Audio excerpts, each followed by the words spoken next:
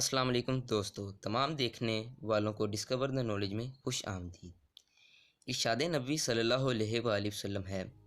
قیامت کے دن لوگوں میں سب سے زیادہ میرے قریب وہ شخص ہوگا جس نے مجھ پر سب سے زیادہ درود بھیجا ہوگا۔ اس ویڈیو میں ہم آپ کی خدمت میں دین اسلام کی تبلیغ کے دوران رونما ہونے والا واقعہ پیش کریں گے، جب سرور دو عالم خاتم النبیین حضرت محمد صلی اللہ علیہ وآلہ وسلم شہر طائف میں دین اسلام کی تبلیغ کے لیے گئے۔ نبوت مل جانے کے 9 برس بعد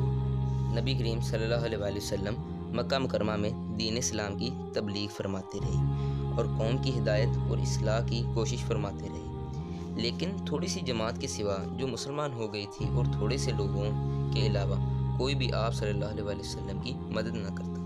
کفار مکہ اکثر آپ صلی اللہ علیہ وآلہ وسلم اور آپ کے اصحاب کو طرح طرح کی تکلیفیں پہنچاتے۔ حضور اکرم صلی اللہ علیہ وآلہ وسلم کے چچا ابو طالب کا شمار مکہ کے بااثر لوگوں میں ہوتا تھا اور وہ حضور اکرم صلی اللہ علیہ وآلہ وسلم کی ہر قسم کی مدد فرماتے تھے۔ نبوت کے 10ویں سال جب حضرت ابو طالب کا انتقال ہو گیا تو کافر مکمل طور پر آزاد ہو گئے اور مسلمانوں کو حد سے زیادہ تکلیفیں پہنچانے لگے۔ حضور اقدس صلی اللہ علیہ وآلہ وسلم اس خیال سے طائف گئے کہ وہاں قبیلہ ثقیف کی بڑی جماعت ہے، اگر وہ قبیلہ مسلمان ہو جائے تو مسلمانوں کو ان تکلیفوں سے نجات ملے گی اور دین اسلام پھیلنے کی بنیاد پڑ جائے گی۔ شہر طائف میں پہنچ کر حضور اکرم صلی اللہ علیہ وآلہ وسلم نے قبیلہ کے 3 سرداروں سے جو بڑے درجے کے سمجھے جاتے تھے آپ نے گفتگو فرمائی اور ان کو اللہ تعالیٰ کی دین کی دعوت دی اور اپنی مدد کی طرف متوجہ کیا، مگر ان لوگوں نے نہ اللہ تعالیٰ کی دین کی دعوت قبول کی اور نہ ہی عرب کی مہمان نوازی کی روایت کا لحاظ رکھا،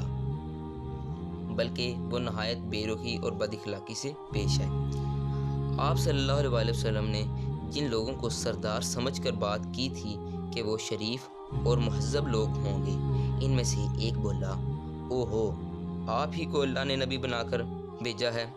دوسرا بولا، نعوذ باللہ، اللہ کو تمہارے سوا کوئی اور ملتا ہی نہیں تھا جس کو رسول بنا کر بھیجتے۔ تیسرا بولا، اگر تو واقعی نبی ہے جیسا کہ تو نے دعویٰ کیا ہے تو تیری بات سے انکار کر دینا مصیبت سے خالی نہیں، اگر جھوٹ ہے تو میں ایسے شخص سے بات نہیں کرنا چاہتا۔ اس کے بعد ان لوگوں سے نا امید ہو کر حضور اکرم صلی اللہ علیہ وسلم نے دوسرے لوگوں سے بات کرنے کا ارادہ فرمایا۔ آپ صلی اللہ علیہ وسلم تو ہمت اور استقلال کے پہاڑ تھے، مگر کسی نے بھی دین اسلام کی دعوت قبول نہ کی، بلکہ بجائے دعوت قبول کرنے کے حضور صلی اللہ علیہ وسلم سے کہا، ہمارے شہر سے فوراً نکل جاؤ اور جہاں تمہاری چاہت ہو اس جگہ چلے جاؤ۔ حضور اکرم صلی اللہ علیہ وسلم جب ان لوگوں سے بالکل مایوس ہو کر واپس ہونے لگے تو ان لوگوں نے شہر کے لڑکوں کو آپ صلی اللہ علیہ وسلم کے پیچھے لگا دیا کہ وہ آپ کا مذاق اڑائیں، تالیاں اور سیٹیاں بجائیں اور پتھر بھی ماریں۔ لڑکوں نے ایسا ہی کیا اور پتھر مارے، حتیٰ کہ آپ صلی اللہ علیہ وآلہ وسلم کے دونوں جوتے خون کے جاری ہونے سے رنگین ہو گئے۔ حضور اقدس صلی اللہ علیہ وآلہ وسلم اسی حالت میں شہر طائف سے واپس آئے۔ جب راستے میں ایک جگہ ان شریروں سے اطمینان ہوا تو حضور صلی اللہ علیہ وآلہ وسلم نے یہ دعا مانگی، اے اللہ، تجھی سے شکایت کرتا ہوں میں اپنی کمزوری اور بے کسی کی اور لوگوں میں ذلت اور رسوائی کی۔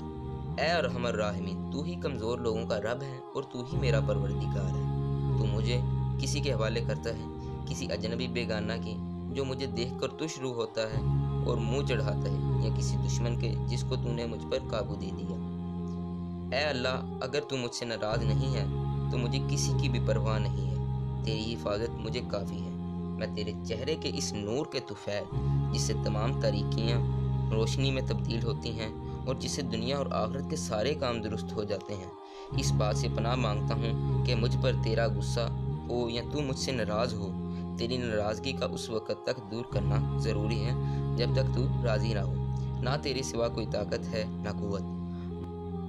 مالک الملک کی شان قہاری کو اس پر جوش آنا ہی تھا کہ اللہ تعالیٰ نے حضرت جبرائیل علیہ السلام کو آپ صلی اللہ علیہ وسلم کی بارگاہ میں بھیجا۔ حضرت جبرائیل علیہ السلام نے آ کر سلام کیا اور عرض کیا، یا رسول اللہ، اللہ تعالیٰ نے آپ کی قوم کی وہ گفتگو جو آپ سے ہوئی سنی اور ان کے جوابات بھی سنے، اور ایک فرشتہ جس کے متعلق پہاڑوں کی خدمت ہے آپ کے پاس بھیجا